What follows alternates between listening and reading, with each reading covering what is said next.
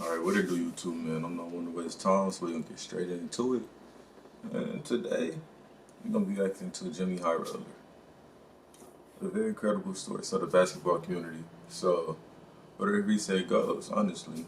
This video is named "They're Breaking the NBA Again." And I see Curry right here. Haven't he been breaking the NBA?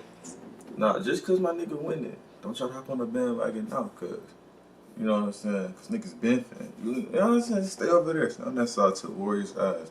But let's get straight into it. Over the last decade, three-pointers have taken over the NBA. The shot transformed from a gimmick so underutilized that the league had to move the three-point line closer to the hoop just to incentivize teams to take more, to a shot that now determines the outcome of many games. But after an entire era of seemingly exponential growth, recently the barrage of three-pointers appeared to stabilize. In fact, the league had become so saturated with threes that the scales had flipped. Bro, if y'all, I don't be watching full game highlights. I'll be having shit going on in my life. But from the highlights, and what else?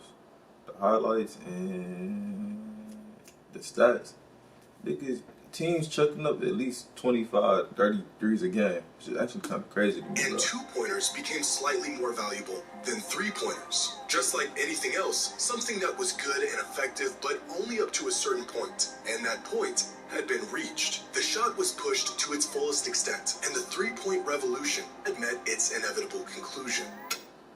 Except it didn't. This season, teams across the NBA are shooting more threes than ever before. Yeah. Some teams with the majority of all of their shots being taken from beyond the arc. A new generation of stars. We have two men to thank or to blame. You can thank them or you can blame them. Two men. That is Mr. Steve Kerr and Curry. You know what I'm saying? Yeah, they started this way. More trigger happy from three than the players that came before them, and games that feel like one long three-point contest. Is the NBA on a path to being a league featuring exclusively long balls, layups, and nothing else? Well, in 2015, right about the time the league began to shift away from the basket, Steph Curry attempted 8 three-pointers per game, the highest total in the league that season, and just the 5th player in NBA history to attempt at least 8 threes a game. By the next season, 3 other players joined him as ultra-high-volume three-point shooters. But by 2020, the number of players across the league attempting at least 8 threes a game jumped to 15. The three-point revolution was long in effect by... Folks, the other night, what's that nigga name, bro? Derek White shot like, it couldn't have been 23s. It couldn't have been 23s. It had to have been 20 shots. I think it was 23s. But do your research. 23s, he just became a star like damn near last year, 2 years ago. 23s, but we fighting in the locker room. And it would remain at this level for the next few seasons. The league seemingly that means his team getting fucking cardio. You know what I'm saying? They getting a cardio workout. Its equilibrium on threes and how many are even worth taking. Until this season, where there are 24 players in the NBA who are attempting what was once considered a historic amount of threes just a decade ago. Something is changing in the NBA right now. Are we nearing the end of the three-point era, or are we just getting started? We're definitely just getting started. Damn, the video ain't even started yet. That's the intro. A very controversial intro, if I do say so myself. Curry started this. Today's video is brought to you by SeatGeek. And they weren't... Not watching that. In 2016, the Golden State Warriors completely redefined how basketball is played. For the first time, a team that centered their offense around the three ball proved that it can be a championship-winning strategy. And they weren't just a three-point-oriented team. They were the three-point team. They bucked age-old notions of what great basketball could look like. Their star duo, named after their shooting abilities. The most influential team of our generation. That season, the Warriors shot 31.6 three-pointers per game. The second most of any team in league history, and by far the most of any true championship caliber team. This season, every single team in the NBA attempts more threes a game than the 2016. See, look at this shit. Ain't no way Boston averaged 52 threes a game, bro. Why are they shooting that much? Jason Tatum and bucking it. Did. Cool. Their influence it's working. far more than anyone could have anticipated. But teams aren't just shooting more threes than ever before. They are approaching the point where the majority of all shots taken in a game are three-pointers. Here's a game between the Hornets and the Celtics, and with 10:36 left in the third quarter, Jason Tatum attempts a three. The Hornets come back and attempt a three as well. Celtics turn it over, Hornets attempt a three. Celtics come down and attempt another three. Hornets come down and attempt a three, followed by a Celtics three, followed by a Hornets three, followed by another three. See, who wants to watch for a this moment shit, with bro? a layup, and then right back to a Hornets three. Respectfully, if it ain't Curry shooting the ball, I don't want to see that shit. Respectfully. Turnover, Hornets 3, Celtics 3, Hornets 3, Celtics 3. This was a real sequence in an NBA game. This actually happened. A 4-minute stretch where both teams combined for nearly 14 consecutive three-point attempts if it wasn't for an easy layup at the rim. 13. This is insane, and it's not even out of the ordinary this season. Here's another sequence between the Celtics and the Knicks. Now, this was already a blowout, so you never know what you're going to get in these situations. But how about a three ball followed up with a turnover? See, me personally, I feel like the Celtics should find their own little stride, their own little groove. Because it's like, what it's looking like, they taking after the 2015-16 Warriors. Hey, be your own man. Another three ball, and another three ball, and another three ball, another turnover, three ball, turnover, three ball. Oh look, there's a layup. And then back to another three ball, and a turnover, and a three ball. And take a wild guess. That three ball. That three ball. 3 straight minutes of three-pointers. 8 from the Celtics alone. And they missed all 8. But even this was nothing compared to what happened in a game between the Hornets and the Hawks. With a minute and 45 seconds left in the first quarter, the Hornets made a mid-range jump shot. What's so special about this mid-range bucket? Well, nothing, other than the fact that this would be the last shot they would make outside of layups and three-pointers for the rest of the entire game. For the next 37 minutes of game time, outside of free throws, every single point the Hornets scored until the ain't the best super, but this shit looking like a flight react shot chart, bro. End of the game was from right here or out here. In fact, throughout this entire game, the Hornets scored 120 points. Only 4 of them came from a shot that wasn't a three-pointer, a layup, or a free throw. Has the complex, rich, and diverse game that we love truly been reduced to this? It certainly feels that way at times. Through 100 games so far this season, but then they got motherfuckers like Giannis. He developing a three-point shot, you feel? Whopping 42% of all field goal attempts have been from beyond the three-point line. A total that has nearly doubled since 2012. Sometimes it feels like we're watching one big three-point contest, because at times, we are. In fact, at the current rate the league is going, which may or may not continue, half of all shots taken in an NBA game will be three-pointers by the 2032 season. But it's not just that teams are attempting more three-pointers. Teams have regressed to taking only the best, most efficient shots on the court. Three-pointers, layups when they're available, and hardly anything in between. Excluding free throws, 86% of all points scored from NBA teams this season have been from beyond the three-point line or within 6 feet of the basket. 20 years ago, only 65% of all points were scored from these zones. Now, this upward trend of near and far and nothing in between may not continue. Over the past few seasons, there has been some stagnation in three-point attempt rate, so there may be a shift in the other direction in the coming years. But the NBA tends to follow the leader. What are the winning teams doing, and how can we adapt, emulate, and optimize that style of play?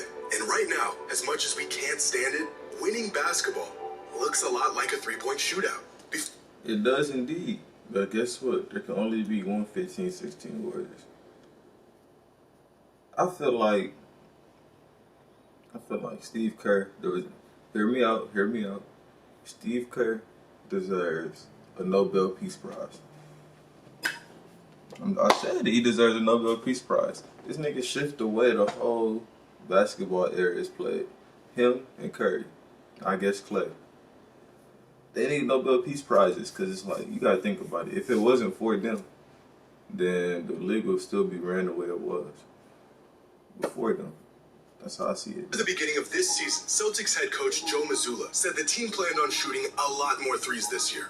They did the math, and it checked out. We need more threes. But outside of Harden's Rockets, last year's Celtics attempted more three-pointers than any other team in NBA history. It was a recipe that was so good, it helped them win a championship. How many more threes could they possibly shoot? Shit crazy. 51.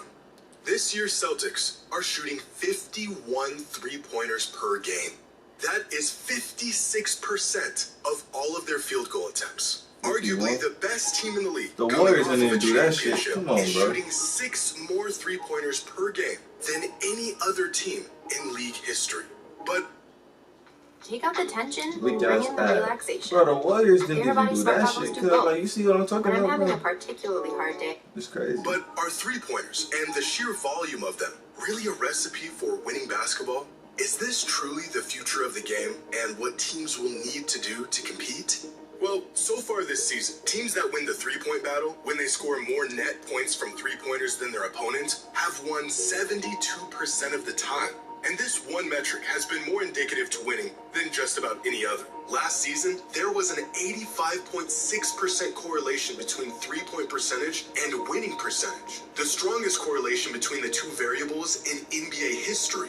Make more three-pointers, greatly increase your odds of winning the game. But that's pretty obvious. Of course, making more threes will better your odds. We have seen massive underdogs win games by pouring in three-pointers and hitting more than they probably should have. Will teams eventually reach the threshold of three-pointers that are worth taking in a game? Or is the shot just so valuable that we will inevitably see a league that finds no value in taking any shot outside of the long ball? There must be a sweet spot between shooting exclusively threes and no threes, where we will eventually see the limit of good, viable three-pointers. Oddly enough, the league may have already met that limit. As previously mentioned, three-pointers used to yield more points per shot than two-pointers for many years. Teams eventually figured this out and they capitalized on it. But this inadvertently led to two-pointers becoming more valuable. As teams focused their defensive efforts on stopping the three ball, they got spread thin, the rim opened wide up, offenses got rid of long mid-range jumpers, and for the first time in over 3 decades, two-pointers produced... I wouldn't necessarily say that though, because I still see motherfuckers use it to this day. Just for example, Devin Booker, I'm gonna call him Shy Gilchrist Alexander. Y'all know who I'm talking about though. They abused the fuck out that mid-range, and I respect that because that's as their many game. points per shot as three-pointers. How do we know if or when teams are shooting too many threes? Well, intuitively, it would be at the point where three-pointers lose their statistical advantage over twos, which has already happened. The problem of too many threes has already statistically corrected itself. But despite this, the Celtics and many other teams are committed to shooting more threes than they previously did. They are aware of the data, and they still decided that upping their three-point rate is the answer. Steve Kerr has said that it would be hard for the Warriors to compete without shooting a high volume of threes. Mike Budenholzer said he thinks the sport is in a good place, and that threes create more space to be more athletic and dynamic going to the basket. Devin Booker, a player who utilizes and values the mid-range game as much as any player in the league. See, I was just saying that, cuz. See, look, I said know my the knowledge. volume should be up. Attempting the three-point shot, not even making it, stretches out the defense and opens up better looks throughout the game. Teams know that the two-pointers today aren't as valuable as they are in spite of threes. Two-pointers today have become so valuable because of threes. As Devin Booker stated, even when they aren't going in, the spacing and ball movement that three-pointers provides to teams creates an incredible advantage compared to any other shot. Facts, In fact, it's no clustered on the coincidence floor. that points per shot on two-pointers began to climb rapidly at the same exact time as the three-point revolution. When you force teams to guard the three, you also force them to give up the two. This whole time, we've been watching these games thinking teams are shooting way too many threes. And all along, they weren't just shooting threes because they're worth more points. They've been shooting more threes to create more points in other areas. The direct benefits of volume three-pointers actually plateaued quite a while ago. Teams aren't yielding more points. They've been shooting more threes to create more points in other areas. The direct benefits of volume three... Fucking Bucket getting me a jersey this year. Going to a game this year. Fucking Bucket. pointers actually plateaued quite a while ago. Teams aren't yielding more points per shot on threes today than they did a decade ago. But the indirect benefits of volume threes continues to grow the more teams make and take them. Which means, in theory, the number of threes we're seeing teams... This nigga, bro. The Boston Celtics have 15 points. Could continue to climb, despite the telling fact you, that they this are nigga shot like already 20 at the threes peak of himself. I their can't make direct this shit up, bro. statistical advantage. But just how much further could this go? Well, this is where things get really interesting. I'm making such quick cash doing this side hustle. How? I'm a dasher. My son, I'm hating on the Celtics. It only took They me a really couple just minutes. adopted the Warriors We playbook, ignore bro. the caliber of teams and the This is what it efficiency is. of their shooting and just look purely at volume. Then through over 150 games so far this season, teams have found by far the most success when they shoot somewhere between 46 and 52% of all of their shots from beyond the arc. This season, when teams put up a three-point attempt rate between 46 and 52%, they have won over 70% of the time. Meanwhile, teams that shoot at a rate outside of this hypothetical sweet spot have won just 48% of the time. Which means despite as many three-pointers teams are shooting, statistically, they may still not be shooting enough. And it may only be a matter of time before teams use this information and slowly creep towards this rate of 50% of all of their shots consisting of 50% three-pointers. threes? Last week, Brian had a great monologue discussing the advantages of volume three-point shooting and how teams who can design an effective offense built around them have an incredible statistical advantage. The league needs to change the rules. They have finally figured out it's not only that 3 is worth more than 2, it's that 3 is worth a lot more than 2. Because there is a 50% premium on three-point shots, the smart way to play is probably what the Celtics did on opening night. Shoot 60 of them things. That is the best strategy. That is all. But who want to watch that shit? You know what I'm saying? I don't watch full games. But it's like, imagine paying all that ticket just to watch motherfuckers shoot threes. And it's like, they got a whole all-star game dedicated to that particular skill. You get what I'm saying? I could be wrong, but...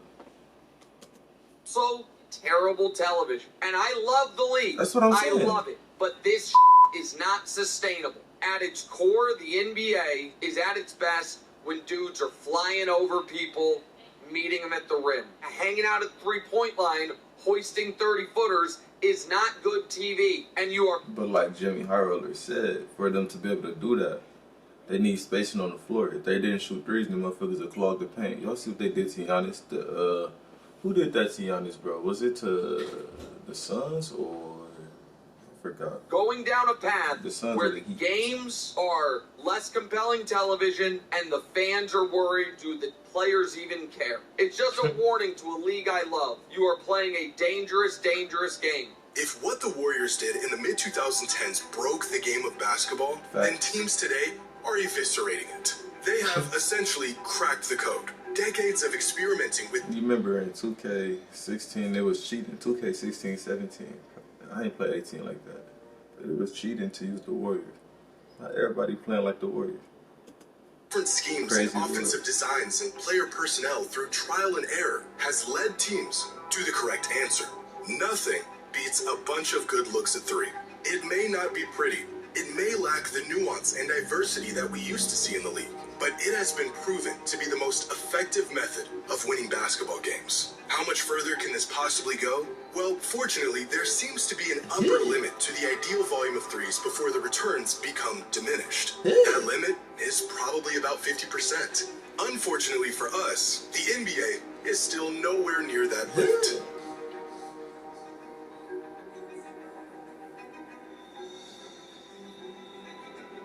Alright, so that's that. What's y'all take on it? I said my take on it. I might as well do this little video. I said my take on it. It's ruining the game. But can you really, like, blame them? Because that's how you win it. I ain't really got shit to say. I said what I had to say. But let me know what y'all think down in the comments. Did the Warriors break the game of basketball today? They indeed did, because everybody want to be like them. But if you want to say the Warriors broke it, I'm going to say no. The Celtics broke it. Because who the fuck shooting 60 threes in the game?